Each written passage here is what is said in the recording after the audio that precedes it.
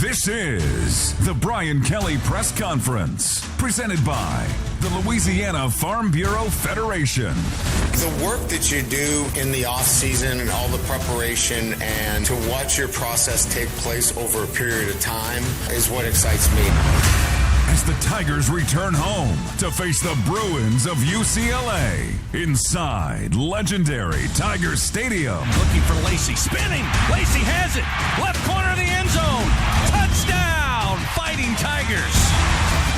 Coming up, Coach Kelly discusses this week's preparation and practice. But first, from the Capital One Studios, inside legendary Tiger Stadium, here are your hosts, former Tiger Gordy Rush, and the voice of your Fighting Tigers, Chris Blair.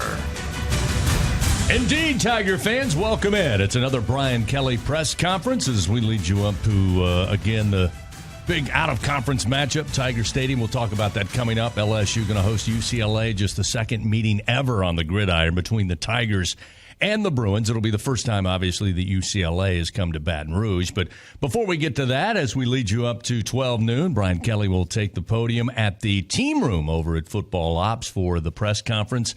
Let's go back to Saturday. And Gordy Rush, good to see you again. Let me see if I can sum this up somewhat, and you can add to it. The 36-33 win for LSU, you knew it would be a hostile environment. South Carolina's fans certainly lived up to it. You maybe didn't expect to see 22 penalties between both teams for almost 200 yards. I think both fan bases, both teams can look at it and say, well, there were some things that we were shocked were called. There were other things that we were shocked weren't called, but that's kind of what's going to happen sometimes. You got to find a way to fight through it. And I think LSU, with a great performance defensively by Braden Swinson, who we'll talk about, and offensively, the bright spot, I think, is Caden Durham, the freshman running back, who looked like he was really the guy to go to, and credit LSU. He had the hot hand, and they stayed with him. But overall, you know, when you go on the road, coaches say it all the time. You got to overcome the crowd. Mm-hmm. You got to overcome the momentum. You got to match and actually exceed what the other team, the home team, is doing. And you even got to deal with 7 or 8 year olds who are telling you you're number one when you arrive there at the stadium. So at the end of the day, 36 is more than 33. Coach Brian Kelly and LSU, they'll certainly take it to get off to a 1-0 start in the SEC. Look, we know how hard it is to play on the road in the SEC, and South Carolina fans brought it. It was an amazing atmosphere in Williams-Brice Stadium. And like you said, the biggest thing you can take from this game was that the team found a way to just keep overcoming adversity. So many times, ball bounced the wrong way, the interception, fumble snap, you go on and on. The defense continuously got put on the field in some tough spots. They found a way to make a play. And that last drive, LSU was able to go down the field, score a touchdown, take the lead. And that's what you want as a coach, your team to learn what it takes to win and make the key plays when they matter. Let's talk about some of the bright spots. We'll talk about some of the things they obviously want to clean up moving as soon as this week. But we'll start with Braden Swinson, who just earlier, before we came on the air, was named SEC Defensive Lineman of the Week. And how couldn't he be? 5 tackles, 3 sacks in the game, 3 huge sacks, by the way. Just played tremendous, was everywhere. I mean, you saw his hat flying around the football most of that afternoon, got banged up a little bit, still kept coming for more. I mean, to me, he epitomized what it was going to take for the Tigers to get that win. No, absolutely. And, you know, I was wondering how much Swinson was going to play because South Carolina has such a big offensive line, and they ran that 2 tight end set and a lot of power football, and thought maybe Paris Shan would have been a better fit at defensive end, and it was Shan that started at defensive tackle for the Tigers, and Swinson was fantastic. He was everywhere on the field and continuing to be a disruptive presence. Coach Brian Kelly told us before the season, hey, look, we haven't seen that guy create that separation in the running back room, and we can probably expect to see a steady rotation. And we saw a rotation of 4 on Saturday. But he also promised, he added a caveat there, that if somebody got the hot hand, they would stick with him. And Caden Durham, the freshman out of Oklahoma City, just incredible. I mean, the 3rd and 9 call when you're already down 17-0, South Carolina is expecting Nussmeier to make that play, throwing the football. They go to Durham. He makes some great field vision cuts, gets to the open field, bounces it outside. gets into the end zone, and that was such a huge play. I think the Zy Alexander interception, as Carolina was driving again, was huge. But I think that Caden Durham play, got their feet back on the ground. No, absolutely. And for Durham being such a young guy, and I remember seeing the film of him running track at Duncanville and how fast he is straight away. But now getting a chance to see him in action, you mentioned it, how patient. He's very patient in that hole. His vision, able to slide and just kind of a little bounce step. And then he runs north and south, and you struggle at times to get running backs that are at that age are going to hit the hole and just push it and get to another level. He was fantastic on Saturday. One of the things that stands out, he had 2 rushing touchdowns. First freshman for LSU to have 2 touchdowns against an SEC opponent since Leonard Fournette back in 2014. Let's give a shout-out. Caleb Jackson also had 2 against Grambling last year, and Ty Davis-Price against Northwestern in 2019. But not bad when you can get 2 rushing touchdowns on the road in the SEC. So certainly looking forward to more great things from him. Let's get an assessment of Garrett Nussmeier. Again, the most pressure we'd seen he faced. He got his first sack, or had his first sack, to this Carolina defensive front, which we knew was elite. And their edge rushers can stand up against anybody in the league.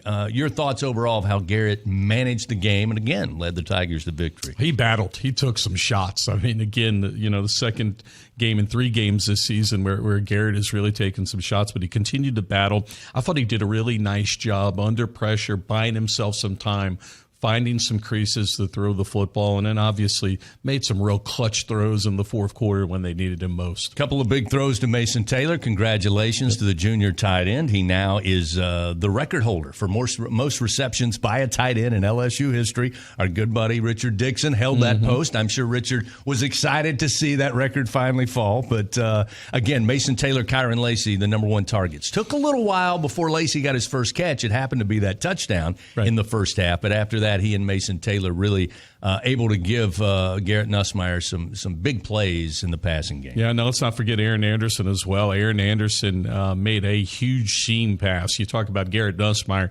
Garrett Nussmeier hung in the pocket, took a big shot on a double zone in which South Carolina had left the middle of the football field wide open, and Aaron Anderson, all of 5'9", got up and made a huge grab. I think it was a 46-yard pass, if I'm not mistaken, 46-yard reception. Look, the 4 receivers for LSU that they're rotating in there, Taylor, Anderson, and Lacey, and Xavion Thomas, who didn't have a great receiving game but is so dangerous in the kick game, they continue to establish themselves and develop a nice chemistry with Nussmeier. Yeah, no doubt. Again, Nuss would go 24 of 40. He had a lot of pressure. Certainly, I think he would probably say he learned a lot, and will help him moving forward as you see a little more stout defense as conference play begins. But Taylor, Anderson, Lacey, and Daniels, the main targets of Garrett Nussmeier. I want to flip to defense before we look ahead to the matchup with UCLA. We mentioned Braden Swinson. He was tremendous to watch. Whit Weeks, again, was all over the field, led the team in tackles. You had Lenore Sellers, who is the big quarterback who had the big run. Rocket Sanders you knew about. He had the big run, 75 for Sellers for a score, just under 70 yards off memory from Sanders. It almost appeared like it took a little while, again, not all that dissimilar to the Nichols game, Gordy, to kind of adjust. Because, again, I know fans, and you and I both don't like saying, well, if you take those 2 big plays away, everything was excellent, because those 2 plays were big. They were 14 points. But what did you think once Sellers went out and you went to Ashford and we decided, or South Carolina decided, hey, look, Sellers not going to be able to go. He went down, came out late in that second quarter. And then it really became the Robbie Ashford show, which they were familiar with. But when you were on the sideline, what did you say, okay, this is going to be different now for South Carolina, and here's how LSU can attack? Well, we had seen Robbie Ashford, and we knew he'd had some struggles in the pass game, and it enabled LSU to get more aggressive. They were able to play a little bit more man and pin their ears back and got after Ashford. You talk about Swinson. He was able to get back there twice and sack Ashford. I think it changed the complexion of the football game because Sellers had made some really accurate intermediate route throws, and then they had a nice little package put together. And it took LSU a couple series, I think, to settle down, not have to panic, adjusting all the movement, pre-snap movement and motion, and get their cleats in the ground. And they started playing better defensively as the game went on. First quarter was rough. Sellers made some huge plays there. I may be the master of cliches, and I'll gladly admit that, but they've said for many, many years, football is a game of inches. And as Carolina was driving late in the game after LSU and Josh Williams, great run, got in the end zone, took the momentum back, gave LSU the lead late with under a minute to go. As they're driving, we're looking at Alex Herrera, the place kicker, and he hit a 46-yarder against Old Dominion. And you kind of had the sense if you can keep it, get him outside of 46 yards. I really felt like 40 yards would be, just based on his history, it's a tough kick, no doubt. But a couple of big plays, just when it looked like Carolina was going to get the momentum and get a little closer to make it a 49-yarder. And as we found out, just I don't know how many inches, maybe a foot. Yes. You were right there on it and just missed. But the elation for LSU you could sense. That whole series, and you credit LSU's defense. They had the sack and the fumble that they caused off of Asher. They had batted a ball. And Shane Beamer had an extra down and had a timeout, had the opportunity to run an extra play. And I listened to his post-game press conference, and you could tell just didn't feel comfortable. The negative play wasn't going to occur. They didn't want to get pushed back, and they were going to roll the dice and take a shot at 49 yards. So, they just ran that football in the last play, and we know what happened there. But you think about the Coach Brian Kelly calling a timeout, and icing the kicker, and he pushed the ball to the right. And I'm telling myself anytime, it's like a golf swing, these kickers. Overcompensate. If you push the ball right, you're going to make an adjustment. And he drew that ball, and he hit it just inside the goalpost, was where he started it, and it just slid ever so much outside. So it's good to be lucky, and it is a game of inches, no question. 36-33, LSU gets out of the Palmetto State with the win. They moved to 2-1 on the season, and as we say, more importantly, 1-0 in the SEC. Out of conference this week, but it's another Big Ten SEC matchup. Yes, I'm talking about UCLA. We'll talk about the Tigers and Bruins as we lead you up to 12 noon. Brian Kelly will take over with this week's press conference. We'll continue with more right after this. There was a time when a person's word was enough. A time when a handshake meant something, and integrity really mattered. For over 70 years, the values of Farm Bureau Insurance have been rooted in hard work, faith, and family. In that time, we've seen the world change in many ways. What hasn't wavered is Farm Bureau Insurance's commitment to protect our customers' way of life and serve the communities in which they live when they need us most. You deserve more. You deserve a promise. Learn more at lafarmbureau.com. Join the celebration of Great American RV Superstores as we mark our 40th anniversary. Enjoy over 40% off MSRP and upgrade to an RV that fits your lifestyle. Hurry to your nearest Great American RV Superstores or visit greatamericanrv.com. It's time to make the most of our 40 years, and when we celebrate, you save big. Great deals, greater adventures at Great American RV Superstore. Making memories one weekend at a time. 2023 Jayco J Flight 224BA. Stock number 51600 in Hefler. MSRP $40,079. Car savings $21,088. Sale price $18,991 plus tax, title, and license. I learned patience from my adoptive dad. All he had to say was, "Hey, you got this. Just breathe." Hey, we're pretty good. yeah. Might have to start a band. I got it. Learn about adopting a teen from foster care. You can't imagine the reward. Visit adoptuskids.org to find out more. This message is brought to you by Adopt US Kids, the U.S. Department of Health and Human Services, and the Ad Council. Sepsis is the number one cause of death in hospitals, killing 350,000 people in the United States per year. Deaths from sepsis are preventable with early detection, but the technology hasn't existed until now. At LSU, we teamed up with Our Lady of the Lake Health to develop the first test that identifies sepsis before symptoms occur. It's already saving thousands of lives and changing patient care forever. At LSU, we build teams that win. Just moments away from the Brian Kelly press conference, presented by the Louisiana Farm Bureau Federation. Once again, here are Gordy Rush and Chris Blair.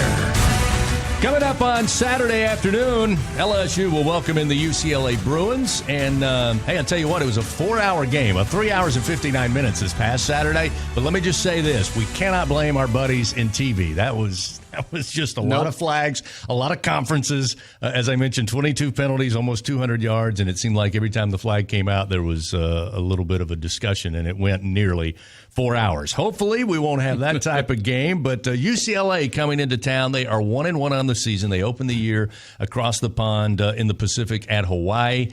Got the win, but it wasn't pretty. They come back this past Saturday, and the juggernaut known as Indiana Hoosier football ran over the Bruins, and it really wasn't close. They got down 21-0. Bruins got on the board late, under a minute to go in that second quarter, but it just never got on track. And Gordy, you and I were sitting here before we went on today just looking at the numbers going, who knows what they'll play like on Saturday, but through the first two games, there is a lot to be desired if you're a Bruin fan. And you kind of felt that this was going to be the issue, just the way things happened after the season was over. UCLA finished 8-5. They ended on a high note. They beat USC. They had the number 14th rated defense in the country. They were fantastic on that side of the football.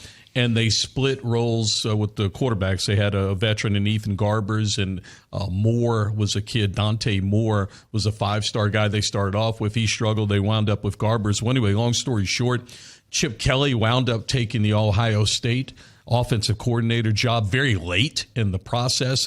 They struggled to get a coach in. They settled on Deshaun Foster, who brought in Eric Bieniemy, the old Kansas City Chiefs offensive coordinator. They basically lost their entire defense. Their defensive coordinator went to USC, and they were the leading rushing team in the Pac-12 a year ago. Give you an idea how things are going. They're averaging just around 85 yards a game right now. So they're struggling offensively to get going with all the new elements. And then defensively, new defensive coordinator. They lost 9 starters from a year ago, and they struggled against defending the pass against Indiana. Indiana threw for over 300 yards and 4 touchdowns. Yeah, you mentioned 83 yards a game. That is dead last in the Big Ten, a conference that prides themselves on running the football. And Indiana looked like they could do just about whatever they wanted to do on offense. Coach Cignetti, of course, very successful. Was at Elon. Actually spent some time at Alabama's wide receivers coach, I think 2009, somewhere in that area. But 1 year at Elon and then went to James Madison. We know how he suddenly put the Dukes on the national scene, and a couple of years there. Now he's at Indiana. And again, we're going to take on UCLA, but it's hard to fathom as good as Indiana looked. I mean, they were running the football. They were throwing the football. They controlled the football. Indiana's a good football team. They're definitely going bowling. They're probably an 8-win team out there in the Big Ten. Give them credit. I think, and especially in this day and age, I think we saw South Carolina and Kentucky. Both teams played much better than I think a lot of people anticipated after they played each other. Kentucky went all the way to the wire and lost to Georgia. Indiana's a good football team. I think Indiana's a good football team. They have continuity. I think this was a huge transition year at UCLA. First time Deshaun Foster's been a coach, and they lost a ton of people as they're trying to transition into the Big Ten. Coming up in just a few moments, we'll head to football operations as Coach Brian Kelly will be joining us just around the top of the hour at 12 noon and talk about Saturday's win. I'm sure he'll have some great stories, and then look ahead to the matchup with the Bruins. Real quick, before we go away, Coach Kelly's been very clear. We're going to do what the defense shows us we can do effectively, whether that's pass or run the ball. But the Tigers did have 132 yards rushing against the Gamecocks, a very good run defense. We mentioned Caden Durham, 98 yards, just 2 yards shy of a 100-yard gain. Is this matchup with UCLA one of those where you say, hey, we might be able to build on that run game this week? No, absolutely. I think they've got to continue to try and become balanced offensively. We know we've talked about Garrett Nussmeier's taking a lot of hits. You cannot be one-dimensional in the league. And, I don't know, Garrett Nussmeier is going to survive all those hits. You want to keep him upright. So, absolutely, you want to continue to run the football a little bit. And I think after the first 2 or 3 series against South Carolina, especially when they made an adjustment, went from a 4-man front to a 3-man front, and that's what they normally do. It opened up some running lanes. The numbers were right, and LSU took advantage of running the football. Just be clear, Indiana Indiana had 123 yards rushing against UCLA. They still had success through the air. Against the Bruins, 307 yards for the Indiana quarterback. So it may be another situation again where it's there to throw the football, move it down the field, and score, and that may be. Well, it'll be interesting to see how LSU attacks their defense. No, absolutely. Look, you've got to continue to be balanced, and I'm a big believer it's a numbers game, right? And if the numbers dictate for you to run the football, you got to be able to run the football. And when they come up and they want to press you and try to get after Nussmeier, you need to max protect. You need to be able to protect him and throw the football. You were down there on the field health-wise. I'm sure Coach Kelly will be asked about it. He'll address it. How do you think the Tigers came out? Nothing major. Zy Alexander had a rough fall, but he was able to walk off on his own power. It was an SEC war. Other than the bruises and the knocks that you get, I think LSU came out pretty healthy. I also think he might be asked, although he was not here in 2021 as the head coach. The only meeting with LSU and UCLA did not go well for the Tigers out in Pasadena. I don't know how much that affects the Tiger roster as far as revenge, but I certainly think there's a fan base that on Saturday will be ready to go when boot meets ball. Yeah, that was a beautiful afternoon. That was a beautiful setting until it kicked off and things went south in that football game. The Tiger fans want a little bit of revenge against UCLA. I can't imagine there were too many players that were there that are on the roster today. All right, Gordy, thanks again. We'll see you Saturday at Death Valley at around 2:30. Let's go to Brian Kelly. We are on to UCLA. We'll talk a little bit about the South Carolina game, and certainly I think what stands out there is, not getting off to a fast start, getting off to a slow start, but, certainly, showed our resolve and resilience in coming back on the road against an SEC opponent. And, certainly you want to play better, mistake-free football. There was enough mistakes that, we have plenty to correct. We have plenty to coach to. We have plenty of things that we need to get better at. But having said that, we won the football game.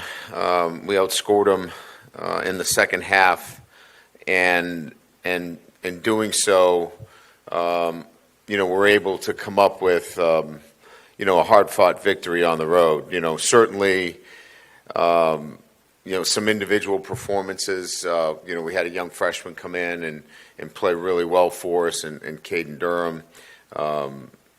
Certainly Braden Swinson needs to be acknowledged. He was the SEC Defensive Player of the Week.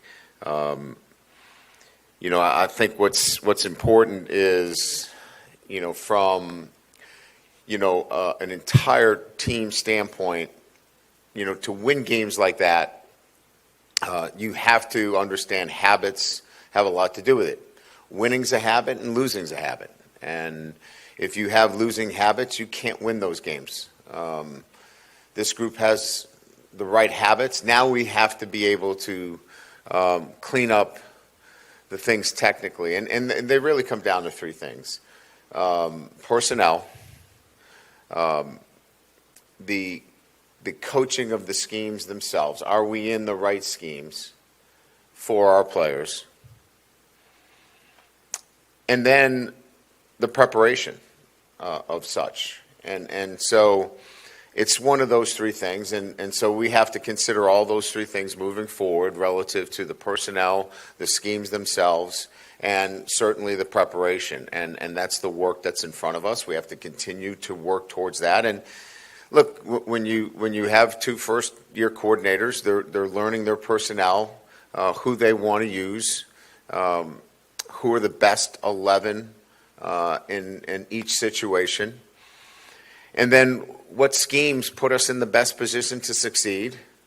And then now we'll have to go and prepare accordingly. And, I wish we could have done that in preseason camp, but we didn't know a lot about, who were those best players for that situation. And it's becoming a lot clearer. I think we're a lot closer to finding those things out.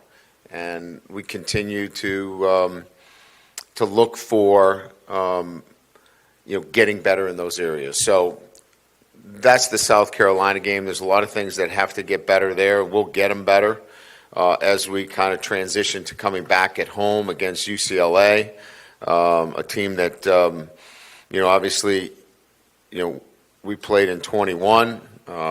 They beat us out there in 21. We get a chance on the back end of this home and home to play them in Tiger Stadium. We're excited to be back at home playing on ABC at 2:30.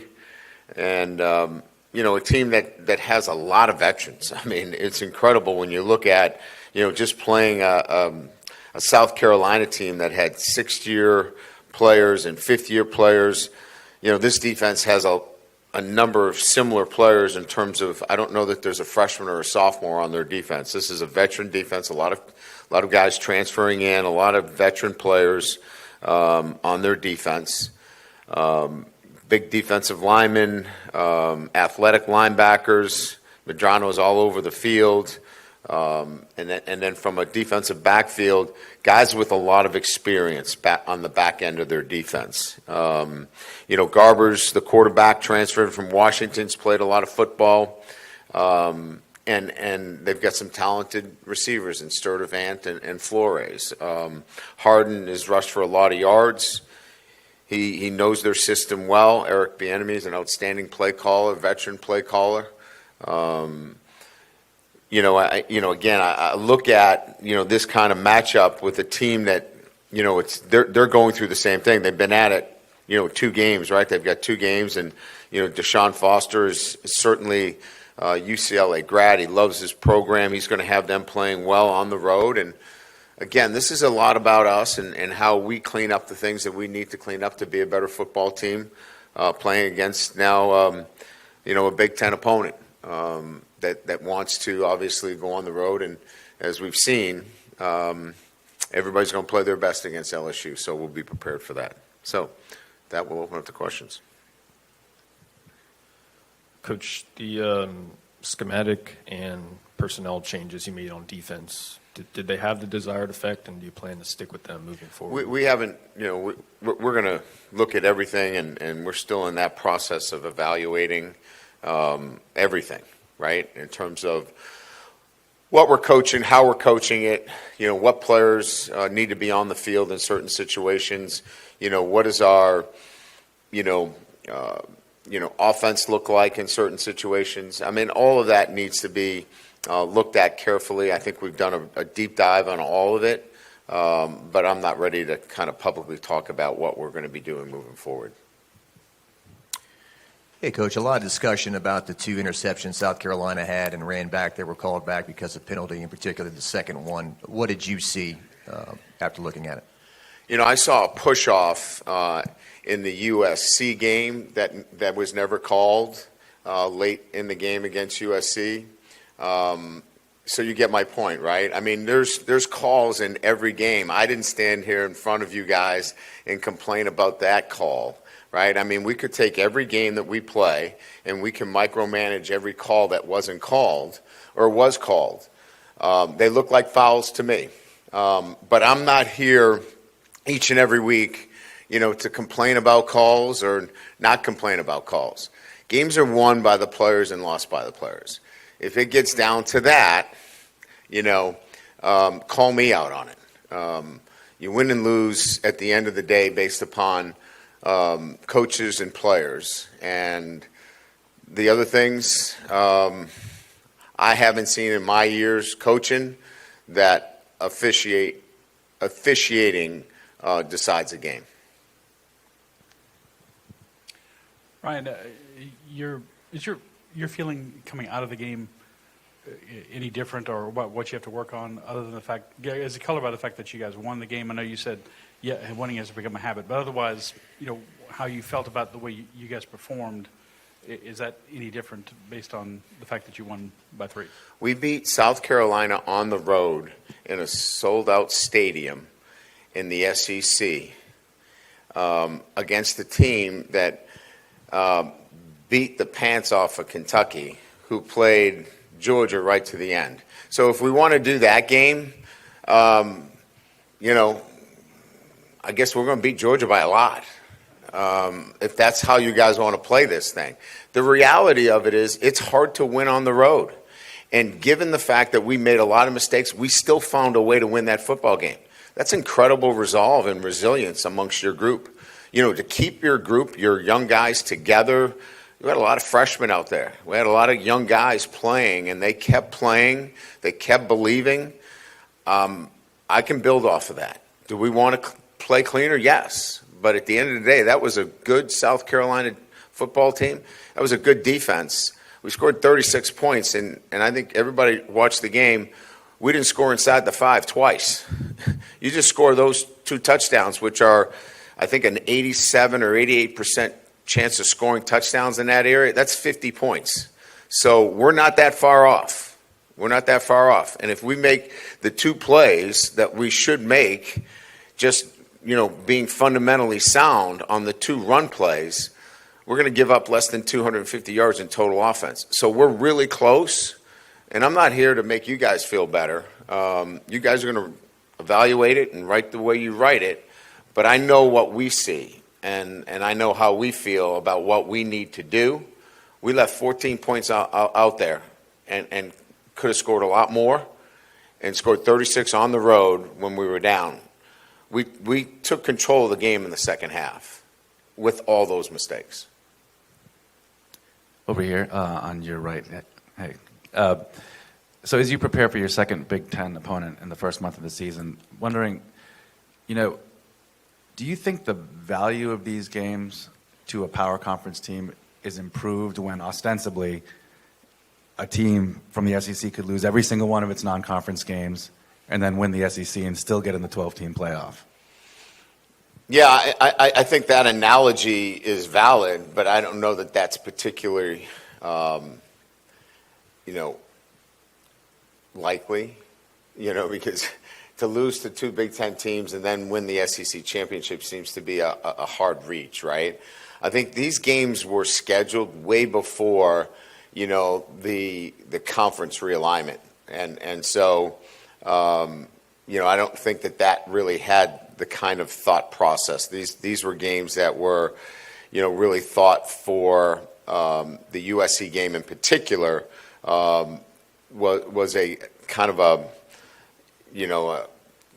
start the season off game. It wasn't thought of as a Big Ten matchup, right? And then the UCLA game was certainly an arrangement between a home and home needing another game. And so I just don't think it was seen with that kind of vision. I understand the question, but I think we've answered it before that, these games will be looked at differently moving forward than they were prior to when they were put on the schedule. Hey, Coach, right here. You guys have been hit with a couple of those defensive line, delay of game, movement calls these first couple of weeks. I'm just curious as to what the explanation was on these and kind of what your understanding of the rules. Yeah, they were valid. The first one, we clapped to move our front, and you can't clap when the cadence is a clap. And that was just a mistake made by one of our linebackers. He was trying to get somebody's attention, and you just can't do that. The other one was one of our defensive ends was moving, and as he moved his arms. And that is not a natural movement when you're sliding the front. So because he was in a 2-point and he moved his arms, they considered that an unnatural movement. And so we've coached our guys up on that. It has to be a natural movement. You can't have something unnatural relative to the movement of your front. So we agree with the decision in that, and we've really coached our guys hard on that movement has to be synchronized. It has to be natural. It can't be an unnatural movement.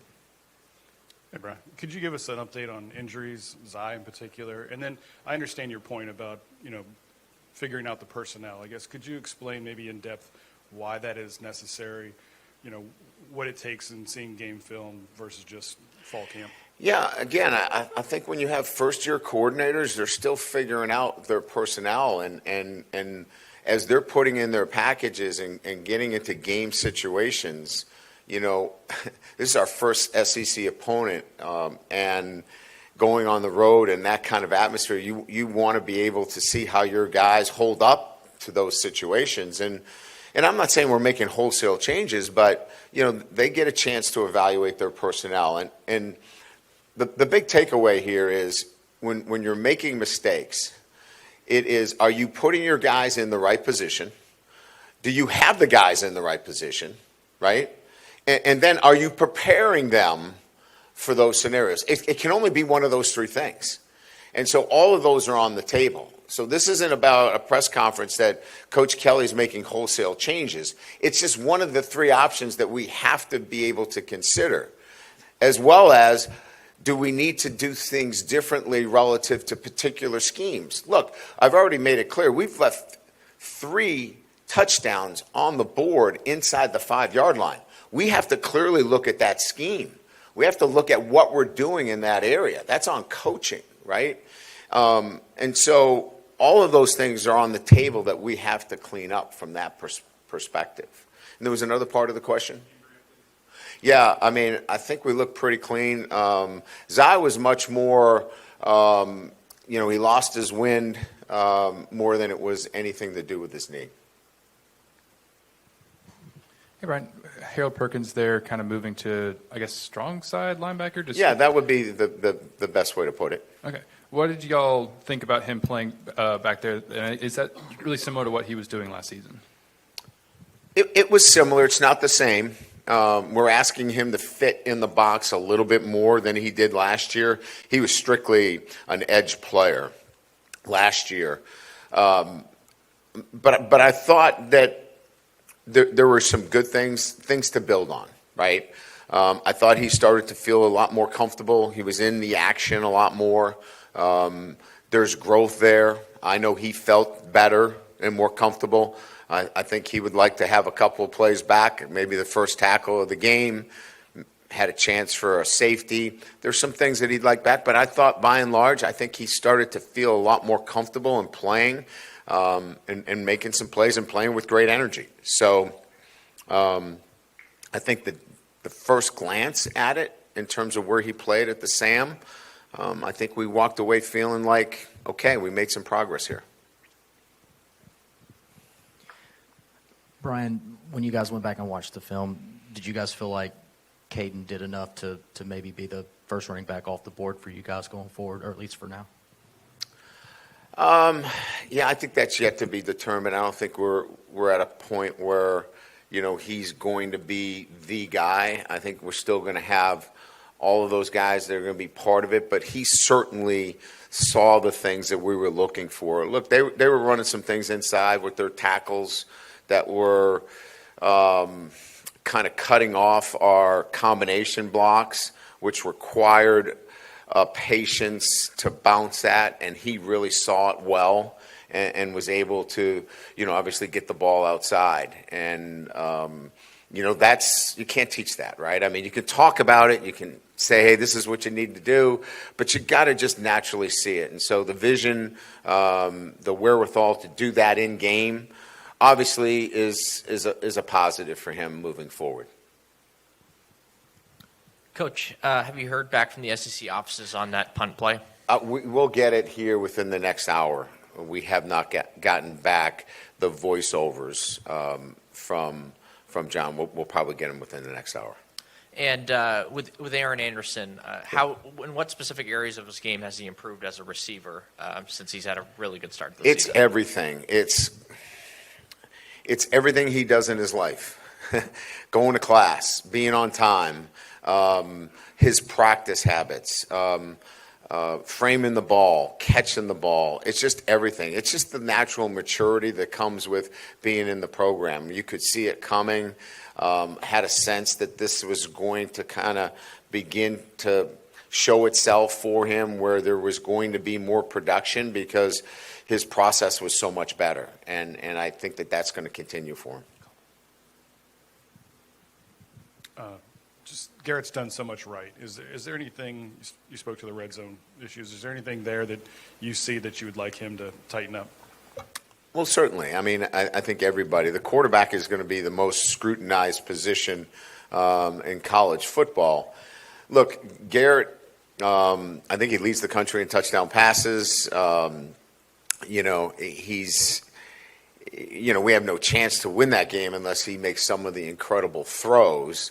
But there's more to it than just arm talent. You have to bring some of the other intangibles, and he's growing too. Like this was his third game on the road, and he shows the resolve and the leadership to keep us in there. Mounting a 55-yard drive, at the end of the game there to get us in the end zone.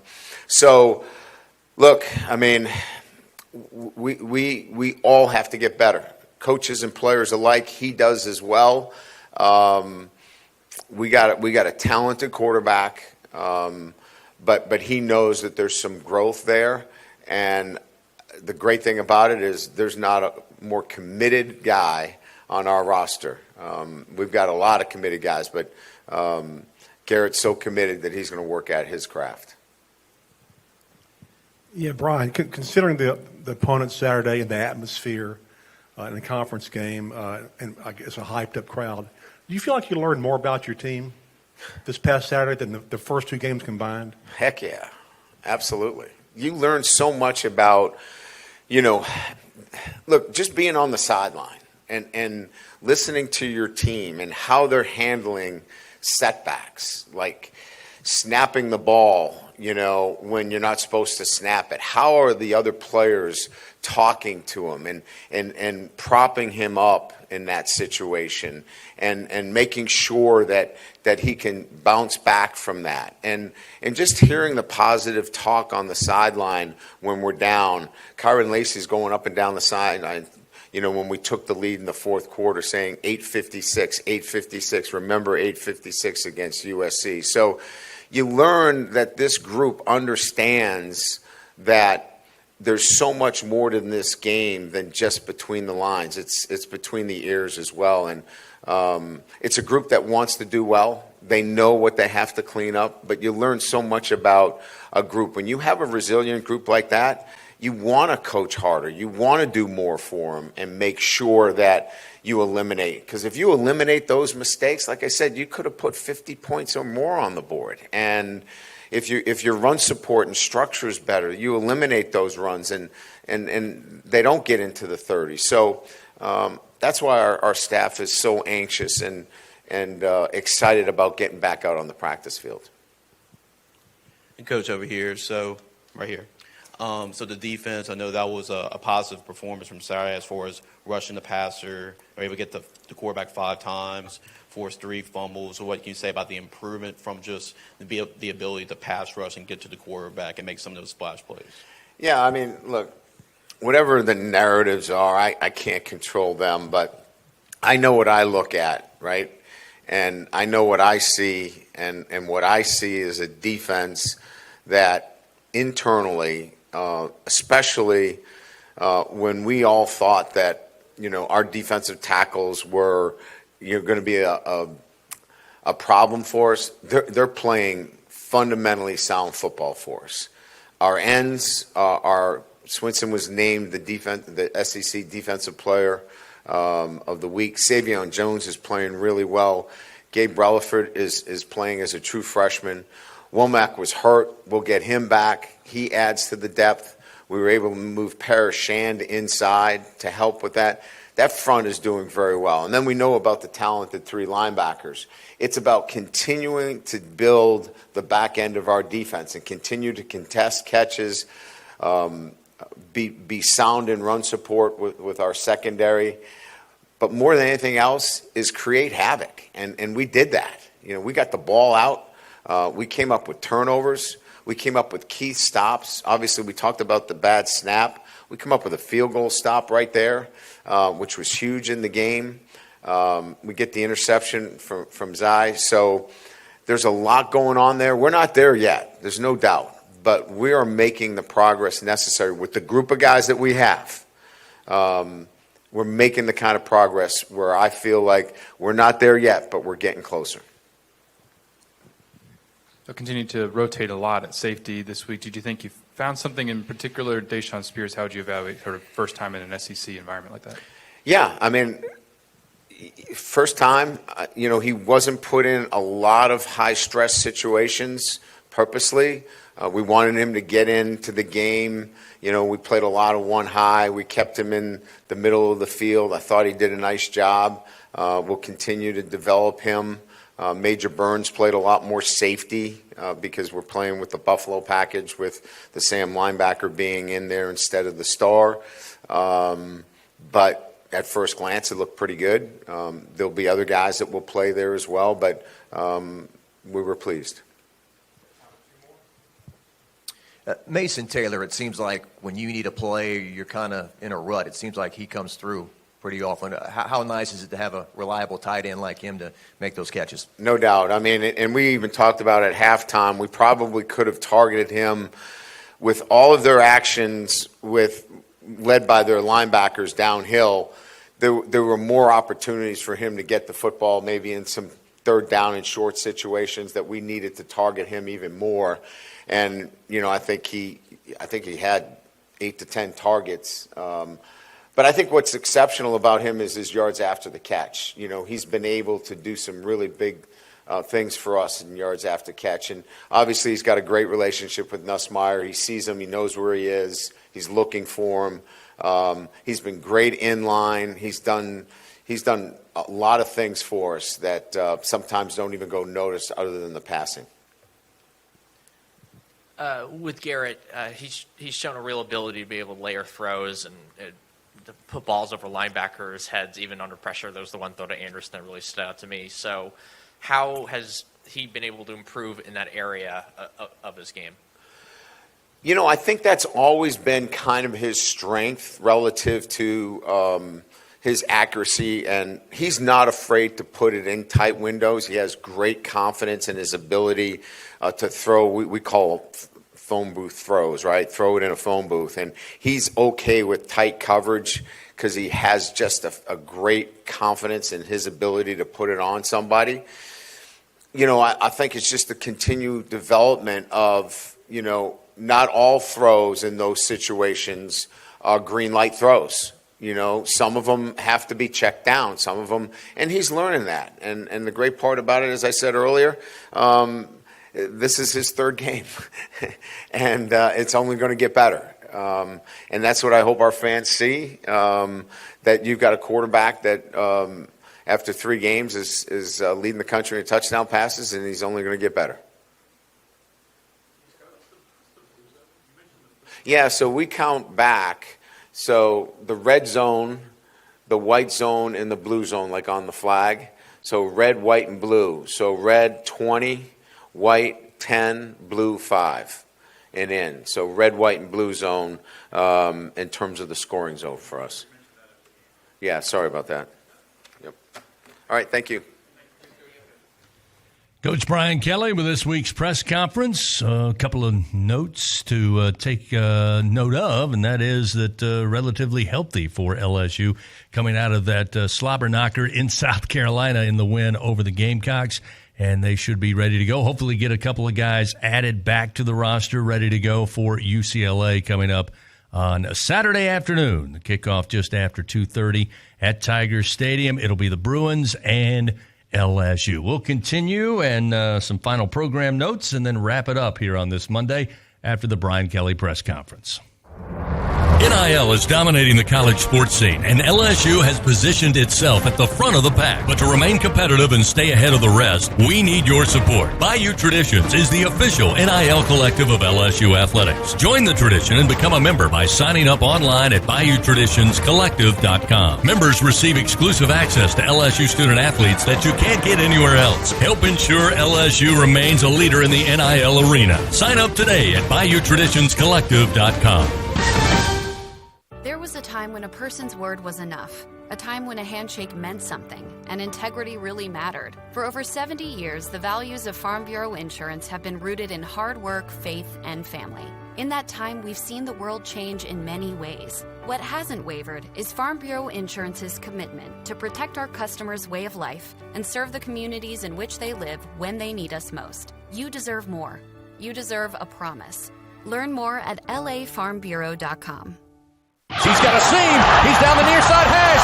Tiger fans, if you've ever wanted to listen to the LSU Sports Radio Network while watching your Fighting Tigers on TV, now you can, and it's easy to do. Just pause the TV, use the LSU Sports mobile app to stream the audio on your smartphone or tablet. Connect to a smart speaker, then wait for the audio to catch up to the point your TV is paused, push play, and you are all set. Watch the Tigers and listen with the LSU Sports Radio Network and the LSU Sports mobile app. 15, 10, 5, touchdown, Tigers!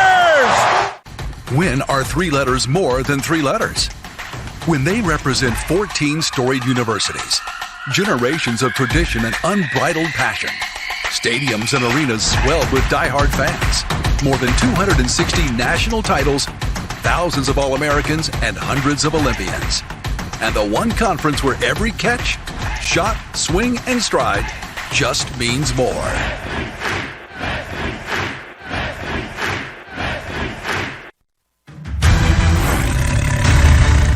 Wrapping up this week's Brian Kelly press conference, presented by the Louisiana Farm Bureau Federation, with some final thoughts and programming notes. Here again is Chris Blair.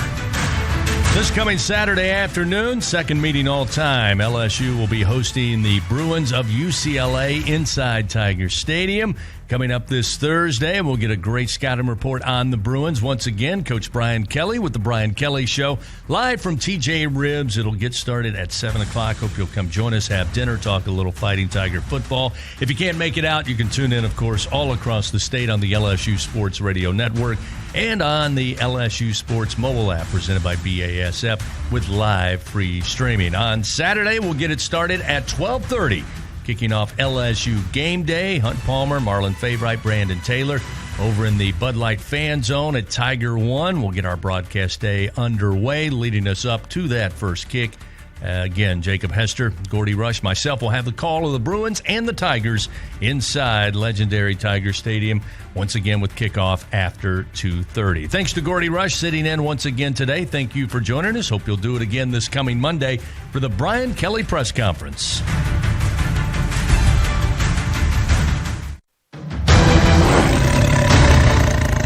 This has been the Brian Kelly Press Conference, presented by the Louisiana Farm Bureau Federation. For the very latest on the Tigers, follow LSU football on X, Facebook, Instagram, and anytime at lsusports.net. The LSU Sports Radio Network, a division of LSU SP and Playfly Sports.